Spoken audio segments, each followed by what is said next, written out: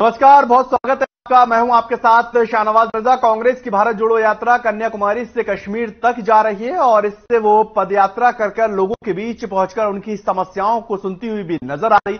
Bharatiya Janata party की कुरीतियों के प्रति जागरूक किया जा रहा है और वहीं कांग्रेस का यह भी कहना है कि प्रधानमंत्री, मुख्यमंत्री और भारतीय जनता पार्टी के आला नेता महंगे सूट पहनकर केवल बयानबाजी ही करते नजर आते हैं और धरातल पर जनता के हितों से कोई भी लेना देना नहीं होता है।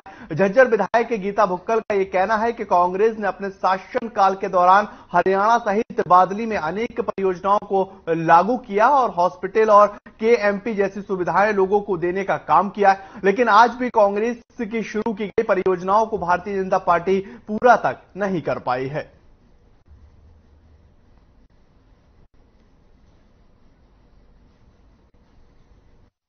झज्जर जिला उपायुक्त को इतनी पावर्स तो है नहीं है। हमारे गांव में इतनी सारी जमीन जो है हम क्यों, मतलब मैं तो माता हिल की खुद भी वासी हूँ और मैं झज्जर क्षेत्र की विधायक भी हूँ। मैं हमारे डीसी महोदय से, हमारे मुख्यमंत्री जी से और जो भी लोग सोचते हैं मैं उनसे कहना चाहूंगी, लगातार 273 एकड़ जमीन हमने सैनिक स्कूल के लिए दी हुई है और 20 साल से ज्यादा हो गए। सैनिक स्कूल को बनाए जाने का मामला हम लोग इस सरकार से लेकर, मुख्यमंत्री जी की घोषणा से लेकर, इनके मंत्रियों के आश्वासन से लेकर हमने अपनी सरकार में प्रयास किया और आज भी लगातार 8 साल से मैं मुद्दा उठा रहे हैं।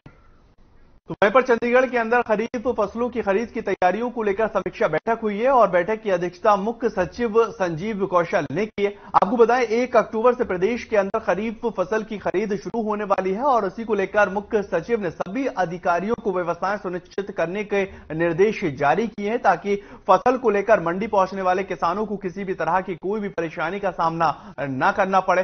फसलों की खरीद के लिए प्रदेश में 100 से ज्यादा मंडियों की व्यवस्थाएं भी की गई हैं और बैठक में चर्चा के दौरान यह बताया गया कि खरीफ की फसलों की खरीद भारत सरकार की तरफ से घोषित न्यूनतम समर्थन मूल्य पर की जानी। राज्य खरीद एजेंसी जैसे हरियाणा राज्य भंडार निगम और हैफिड के अलावा नेफिड के जरिए भी फसलों की खरीद की जाएगी।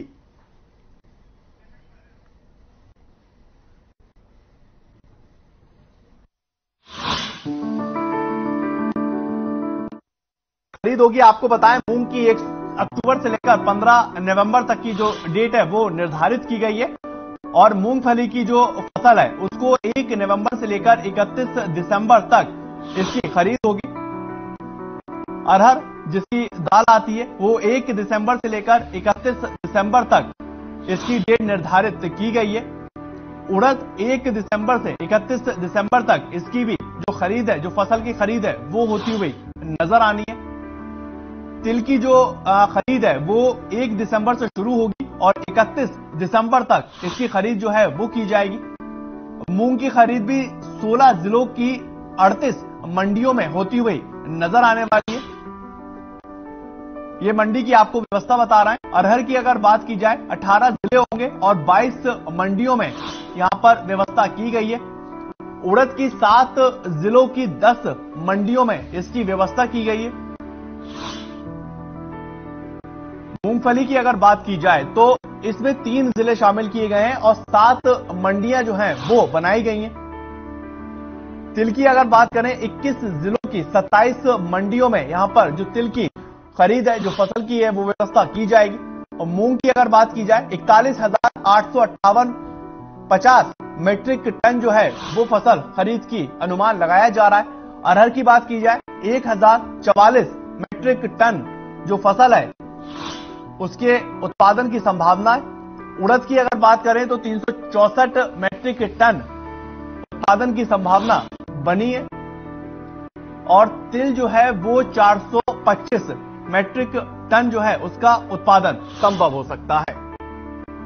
मूंगफली की 10,011 मैट्रिक टन उत्पादन की संभावना बनी है।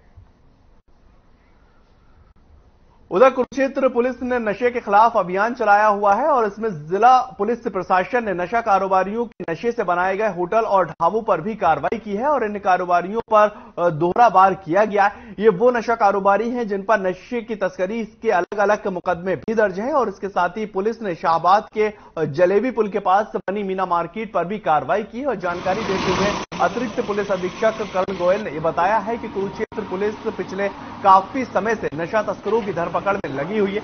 उन्हें सलाखों के पीछे भेजने के साथ साथ अपराधियों पर आर्थिक रूप से कड़ा प्रहार करती नजर आ रही है और आसानी से कोई भी अपराधी अपराध की दुनिया को छोड़ने के लिए तैयार नहीं होता है और इसी को लेकर पुलिस अब अपराधियों पर आर्थिक प्रहार करके और अवैध धंधों को गहरा नुकसान पहुंचाकर उनको रोकने का कार्य कर रही है। इसी कड़ी में राष्ट्रीय राजमार्ग 44 भी आरोपियों के अवैध शराब, जुआ व नशा तस्करी कर अवैध रूप से कमाई गई संपत्ति को ध्वस्त किया गया है।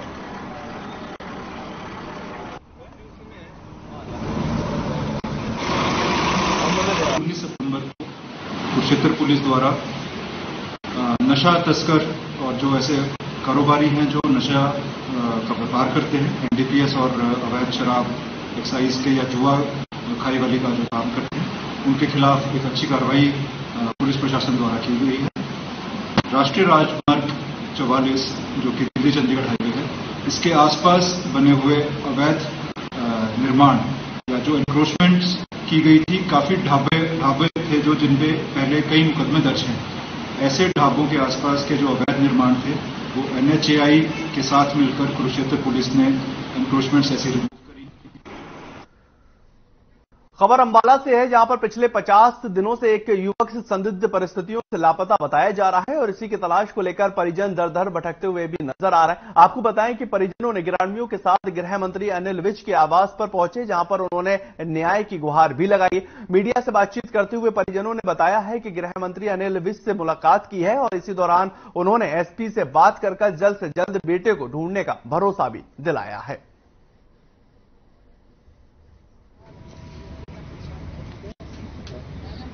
हम गांव गणेशपुर से आए हैं, जो कि जादपुर थाने के अंदर पड़ता है। और 2 महीने पहले दो लड़के आए उसके साथ थी, जो कि वहां पर नाई का काम करते हैं, और वो उसको लेकर अपने साथ चले गए पेट्रोल पंप के बहाने। पेट्रोल पंप पर जाकर उनकी फुटेज भी आ रही है, लेकिन वो जाते हुए आ रहे हैं, पर आते नहीं आ रहे हैं। 7/2022 को रात्रि 10:30 बजे करीब उनके पड़ोसी दुकानों वाले उसको लेकर गए थे।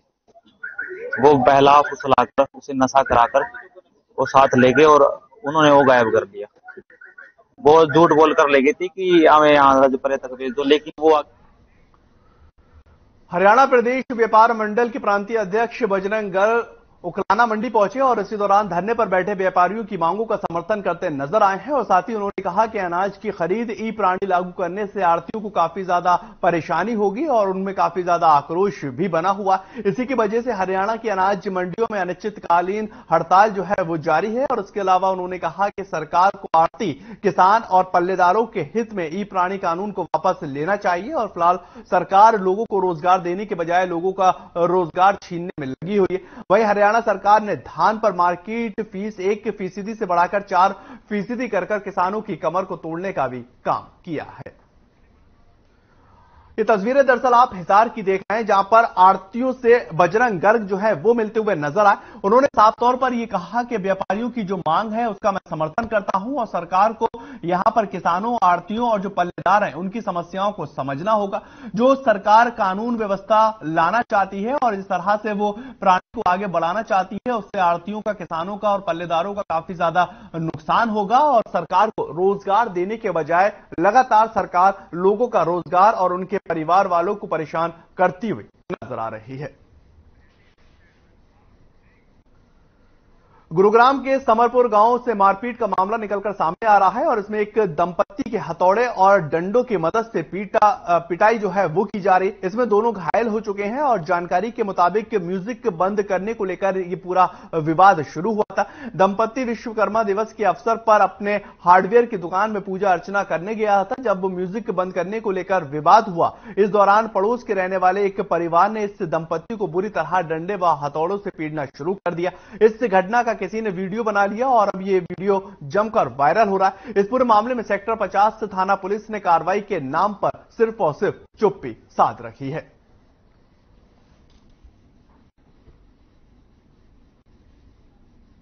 साथ हुआ जो हम अपने पूरे फैमिली के साथ अपने शॉप पे पहुंचे थे पूजा करने के लिए, विश्वकर्मा पूजा। फिर विश्वकर्मा पूजा आरती चल रही थी, अनु तले आए, लेडीज आई, बोली भैया बंद कर लो। मैंने बोला जो आप पूजा आरती हो जाने दीजिए, फिर बंद कर देंगे, चले जाएंगे अपने घर। इतने पे ही अपने घर गई, पूरे अपने फैमिली लेकर आकर लाठी डंडा मार। मार्केट समस्तपुर मार्केट गए थे, वहाँ हमारी दुकान है हार्डवेयर की, वहाँ पे हम पूजा कराने गए थे। वो एक लेडीज थी, वो बार बार हमें कह रही थी कि उसका सैलून बंद करो, जो बाजा बाज रही थी उनकी विश्वकर्मा भगवान के भजन। तो हम कह रहे थे कि पूजा हो जाएगा जब बंद करेंगे। जब वो लड़के पे हमला कर दी, उन्होंने उसका विरोध किया, वो अपने घर गई और पति और भाइयों को। खबर भिवानी से है। भिवानी के जिले के गांव लेगा हेतवान में कुछ दोस्तों ने अपने ही दोस्त को पीट कर हत्या कर दी है और बताया जा रहा है कि हत्या ये एक मामूली विवाद के कारण हुई है। ग्रामीण कृष्ण लेखा ने आरोप ये लगाया है कि उन लोगों ने उसे इतना पीटा कि वो गंभीर रूप से घायल हो गया और उसे उपचार के लिए एक निजी अस्पताल में ले जाया गया, जहां उसकी मौत हो चुकी है। और अब विवाद क्या था, किसी को भी इसकी जानकारी नहीं मिल पाई है और आरोपी अभी भी फरार बताया जा रहा है। पुलिस ने मामले को दर्ज कर लिया है और आगे की जांच शुरू कर दी गई है। प्रभारी संजय मौके पर पहुंचे और कार्रवाई शुरू कर उन्होंने कहा कि कार्रवाई लगातार जारी है और जांच सामने आने के बाद जो भी तथ्य हैं उनके आधार पर कार्रवाई की जा रही है और जो भी इसमें दोषी हैं उनको सजा दिलवाई जाएगी।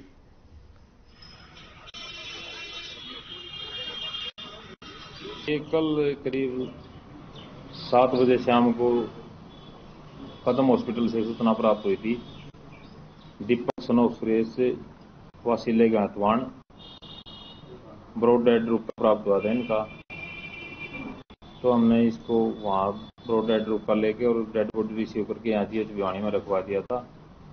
आज इनके वारिसों ने एक शिकायत दी है जिस पर मुकदमा दर्ज कर दिया गया और तफ्तीश जारी है। अभी कार्रवाई करेंगे। 22 साल उम्र थी, हमारे गांव का, हमारा नजदीकी है। ये यार दोस्त आपस में बैठा उठी करया करते और इनकी बात पर झगड़ा होया। कल झगड़ा हो गया, उसकी डेथ हो गई। ये इसके यार दोस्त थे गांव। खबर जुलाना से है, जहां पर NH 152 पर बिदौली के बोरियों से भरा टैंकर पलट गया है और हादसे में कैंटर के नीचे आने से एक व्यक्ति की मौत भी हो चुकी है और मृतक के व्यक्ति की अभी तक पहचान नहीं हो पाई।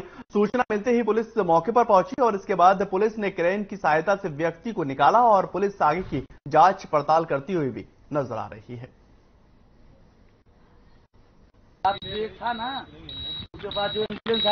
ये सूचना मिली थी कि भाई 152 डीपली जवाना गांव के पास जो पुल है उसके ऊपर कोई गाड़ी एक्सीडेंट हो गई है। जो इस सूचना पर आए हैं तो यहाँ ये एक्सीडेंट हो गई गाड़ी और एक लड़का इंजर्ड था, उसको हॉस्पिटल पहुंचा दिया था। एक डेड बॉडी नीचे दबी हुई है। कौन सी गाड़ी? गाड़ी आइसर की है, बड़ी गाड़ी है, लोडिंग गाड़ी। इसमें बिनोला भरा हुआ है। कुछ पता चला कहाँ से कहाँ गई? अभी तो कोई पता नहीं चला। इनके मालिक से बात हुई है। भिवानी में जन स्वास्थ्य विभाग के ठेकेदारों की पिछले 6 माह से पेमेंट नहीं मिलने से काफी परेशानियों का उन्हें सामना करना पड़ रहा है और ठेकेदारों ने विभाग परिसर के अंदर एकत्रित होकर अनिश्चितकालीन धरना भी दिया। इसके साथ उन्होंने सरकार के खिलाफ जोरदार नारेबाजी की और ठेकेदारों ने बताया कि पिछले 6 महीने में पूरे हरियाणा डिवीजन के जन स्वास्थ्य विभाग के ठेकेदारों की पेमेंट नहीं मिल पाई। इसके चलते उन्हें काफी ज्यादा परेशानियों का भी सामना करना पड़ रहा है और उन्होंने बताया कि कई बार अधिकारियों से मिल चुके हैं लेकिन कोई भी समाधान अभी तक नहीं निकल पाया। समस्या ज्यों की त्यों बनी हुई है और लोग काफी ज्यादा परेशान होते हुए नजर आ रहे हैं। उन लोगों ने साफ तौर पर कहा कि बच्चों की फीस भरने की परेशानी सामने आती नजर आ रही है और ठेकेदार रामपल ने यह कहा कि जब तक सरकार उनकी बकाया पेमेंट जारी नहीं कर देती है तब तक ठेकेदार धरने पर बैठे रहेंगे। भिवानी की आप तस्वीर देख रहे हैं जहां पर सरकार के खिलाफ ठेकेदार नारेबाजी कर रहे हैं। जन स्वास्थ्य विभाग के ठेकेदार हैं और ये अपना धरना जो है वो व्यक्त कर रहे हैं। दरअसल इनका आरोप है कि 6 महीने बीत जाने के बावजूद भी अभी तक इनको पेमेंट नहीं मिल पाई है और इससे इनका घर चलाना बहुत ज्यादा मुश्किल होता हुआ नजर आ रहा है। कुछ लोगों ने अपनी समस्या को बताया और ये बताते नजर आए कि बच्चों की फीस जो है वो भरने की लाले पड़ते हुए नजर आ रहे हैं और सीधे तौर पर अब ये दरखास्त कर रहे हैं कि हमारी जो पेमेंट है वो हमें दी जाए, वरना ये जो धरना है, जो नारेबाजी है, ये लगातार करते रहेंगे।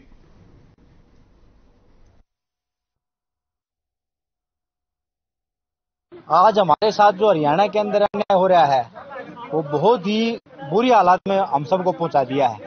आज 6 महीने हो गए हैं, हमारी पेमेंट जो है उसकी कोई सुनवाई नहीं हो रही। एक्शन का जाते हैं, हेड ऑफिस का नाम लेते, लेकिन मेन क्या है, सरकार ने जो है हमारी सारी की सारी पेमेंट रोक रखी है। हम हर दरवाजा खटखटा चुके लेकिन कोई सुनवाई नहीं हो रही। आज लाले यहाँ तक पड़े हुए हैं, लोगों पर गाड़ी की किस्त भरने के, बड़का स्कूल की फीस देने के तक रुपये नहीं बचे। ठेकेदारों ने मिलकर अनिश्चितकालीन धरना शुरू कर दिया है। क्योंकि सरकार पिछले 6 महीने से हमारे पेमेंट नहीं कर रही है। बार बार सर अधिकारियों से हम मिलते हैं, इस हफ्ते आ जाएगी पेमेंट, इस हफ्ते आ जाएगी।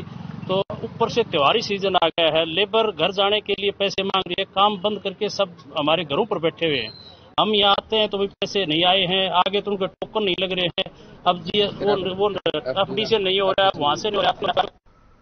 तो वहीं पर अंबाला में साइबर अपराध के मामले लगातार बढ़ते हुए नजर आ रहे हैं और ये बताया जा रहा है कि भानुखेड़ी के रहने वाले शख्स काका राम के खाते से अनजान शख्स ने 5 दिन के अंदर लगातार 10,000 रुपए निकाल लिए और इसके बाद काका राम ने बैंक में इस पूरे मामले की शिकायत भी की है। जानकारी के मुताबिक खाताधारक काका राम कोई भी ऑनलाइन ट्रांजेक्शन यूज नहीं करते हैं और वहीं इस पूरे मामले में साइबर थाना इंचार्ज अनंत राम ने बताया कि उनके पास एक शिकायत आई है जिसमें शख्स के खाते से 5 दिन के अंदर लगातार 10,000 रुपए निकाले गए हैं और इसी को लेकर आगे की जांच की जा रही है। अंबाला की तस्वीरें आप देख रहे हैं, ये वही शख्स पीड़ित शख्स है जिसके खाते से बीते 5 दिन के अंदर 10,000 रुपए निकालने की खबर निकलकर सामने आई है। दरअसल साइबर क्राइम एक बड़े पैमाने पर अंबाला और अंबाला के आसपास तमाम क्षेत्रों में बढ़ता हुआ नजर आ रहा है और बैंक से खाते निकालने को लेकर और ट्रांजेक्शन को लेकर ऐसे कई मामले निकलकर सामने आ जाते हैं जहां पर लोगों की जेब की जो मोटी कमाई है वो निकलती हुई नजर आती है। ये दरखास्त, ये ज्ञापन जो है अधिकारियों को ये पीड़ित देने के लिए आया है और पुलिस इस बात को लेकर अब आश्वासन दे रही है कि आगे की कार्रवाई की जाएगी और किस तरह से ये पूरे ट्रांजैक्शन हुए इसको देखा जाएगा और जो भी इसमें दोषी होगा उनके खिलाफ सख्त से सख्त कार्रवाई की जाएगी।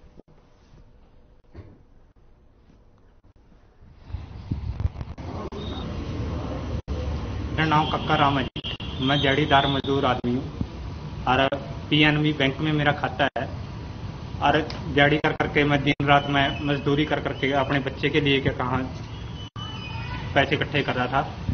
आप देखो जी क्या कहूँ, मेरी कोई सुनवाई नहीं हुई। मैं बड़े बैंक में गया था जी मैनेजर के पास और मैनेजर ने बोला कि मैं आगे अप्लाई कर दिया। क्या हाँ, ये मामला हमारे पास एक कंप्लेंट प्राप्त हुई है 16/9/2022 को काकाराम पुत्र हरभजन सिंह वासी भानुखेड़ी, और इसने अपने कंप्लेंट में ये दर्शाया है कि पंजाब नेशनल बैंक की ब्रांच जलबेड़ा में इनका एक खाता है और उस खाते से 11 सितंबर, 12, 13 और 14, 15 लगातार 4 दिन पैसे निकले हैं। उनके पास कोई उसका जो है मैसेज नहीं आया है और 15 तारीख को जैसे ही 10,000 रुपए निकले। उत्तर प्रदेश की तर्ज पर अब हरियाणा में भी नशा तस्करों के ऊपर बुलडोजर चलाया जा रहा है और अंबाला की कुम्हार मंडी में अवैध कमाई से बनाई गई बिल्डिंग के ऊपर प्रशासन का बुलडोजर चलता हुआ नजर आया। पिछले 6 माह के अंदर अब तक नशा तस्करों की अवैध संपत्ति पर पुलिस की ये तीसरी बड़ी कार्रवाई बताई जा रही है। अंबाला में भी अब जिला प्रशासन की एक बड़ी कार्रवाई होती हुई नजर आई है। दरअसल नशा तस्करों की संपत्ति पर बुलडोजर जो है वो चलता हुआ नजर आया। हरियाणा गवर्नमेंट भी अब काफी सख्त जो है वो होती हुई नजर आ रही है कि जो नशा तस्कर हैं उनकी संपत्तियों को ध्वस्त किया जाना चाहिए। दरअसल उत्तर प्रदेश में इसको लेकर एक बड़ा अभियान चलाया गया था और उसी की तर्ज पर हरियाणा में भी ये अभियान जो है वो चलता हुआ नजर आ रहा है। ये देख सकते हैं आप बुलडोजर, जिसको पीले पंजे के नाम से भी अब लोग जानने लगे हैं और ये नशा तस्करों के घर को, संपत्तियों को ध्वस्त करता हुआ नजर आ रहा है ताकि जो नशा बेचने वाले लोग हैं उनको इस बात से सीख मिले और वो इस तरह के जो अपराध हैं, जो घिनौने अपराध हैं, उनसे बचते नजर आए।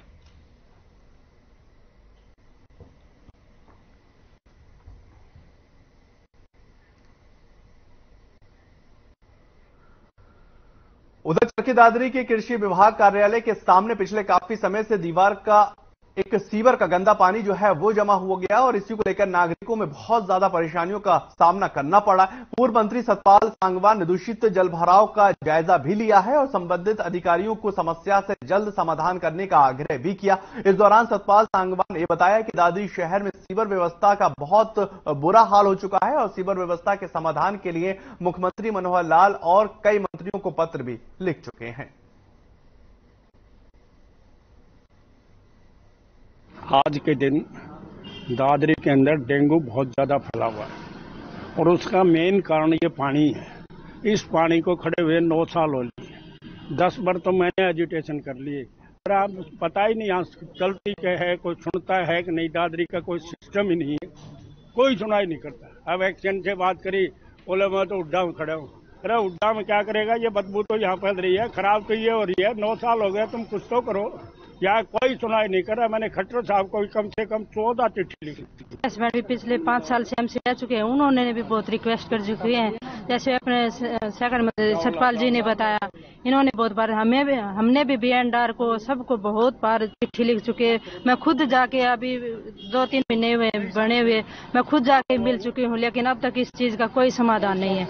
और वैसे आप देख रहे हो पीछे मेन जगह है, ये भी नहीं है कि भाई कोई ऐसी वैसी जगह है। यहाँ सब किसान गाँव से भी, यहाँ शहर से भी सभी लोग आए हैं। ये बात कहीं को रुकावट लगती है तो उसको हम देखते हैं। मेन एक लाइन की दिक्कत इनका भी इशू है, लाइन में ब्लॉकेज है, उसकी हमें साफ सफाई की व्यवस्था कर रहे हैं। इस मेन लाइन में तो लगेंगे लगभग 15 दिन। और नाला का इशू जहां तक बात है, नाला वाला सप्ताह भर में कर देते हैं, 7 पर। प्रदेश भर के अंदर आड़ती इन दिनों अपनी मांगों को लेकर सरकार के खिलाफ धरना देते हुए नजर आ रहे हैं और कालावाली के अंदर भी आड़ती और राइस मिलर जो है वो हड़ताल पर दिखाई दे रहा है और सरकार के खिलाफ जमकर नारेबाजी करते दिखाई दे रहे हैं। और किसान नेता लखबीर सिंह लखा ने भी समर्थन किया है और सरकार के खिलाफ जमकर नारेबाजी की। व्यापारियों का साफ तौर पर यह कहना है कि सरकार की ओर से ई-नेम प्रणाली जारी कर व्यापारी लोगों के साथ सयाम उनको धोखा दिया जा रहा है और उन्हें बेरोजगार करने का काम भी इससे होता हुआ नजर आएगा।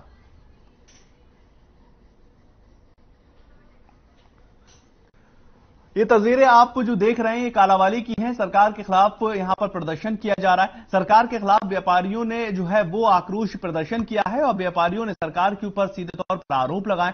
आड़तियों का ये धरना प्रदर्शन है और वो ये कहते नजर आ रहे हैं कि इस ई प्रणाली से काफी ज्यादा नुकसान जो है वो आड़तियों को, किसानों को और पल्लेदारों को होता हुआ नजर आएगा और सरकार को इस समस्या को सुनना होगा और जो भी वो नई प्रणाली लेकर आ रहे हैं उसको तुरंत वापस करें ताकि यहां पर जो आड़ती, किसान और पल्लेदार हैं उनका जो घर जिस तरह से चलता है वो चलता हुआ नजर आए। उन्होंने कहा कि अगर सरकार इस में नहीं सुनती है, इसमें कार्रवाई नहीं करती है तो ये धरना प्रदर्शन इसी तरह से लगातार जारी रहने वाला है। प्रदर्शन हमारा अनिश्चितकाल हड़ताल सरकार के खिलाफ है पूरे हरियाणा में। जब तक सरकार हमारी मांगे नहीं मानेगी हम इसी तरह प्रदर्शन पर रहेंगे और ये अनिश्चितकाल हड़ताल रहेगी। मंडियां पूर्ण रूप से बंद रहेंगी। जारी है। गोहाना रैली में सरकार को आगाह किया जाता है। अगर 18 तारीख को हमारी मांग की जाती है तो 19 तारीख को हड़ताल की जाती है। आज सारा हरियाणा हड़ताल पे है, सारी मंडियां बंद है, मजदूर, किसान सभी इस सरकार से परेशान है। अगर ये प्रणाली लागू हो जाती है तो किसान और मजदूर और आड़ती सारे वर्ग ही मर जाए। तो फरीदाबाद के अंदर भी आड़तियों ने मांगों को लेकर दूसरे दिन भी हड़ताल को जारी रखा है और हड़ताल के दूसरे दिन आड़तियों ने मिलकर पहले कैबिनेट मंत्री मूलचंद शर्मा के कार्यालय पहुंचे और अपनी मांगों को लेकर ज्ञापन सौंपा है। साथ ही बल्लभगढ़ एसडीएम को भी अपनी मांगों को लेकर ज्ञापन सौंपा गया है और आड़तियों का यह कहना है कि सरकार ने जल्द ही उनकी अगर मांगों को नहीं माना तो हड़ताल इसी तरह से लगातार आगे भी जारी रहेगी।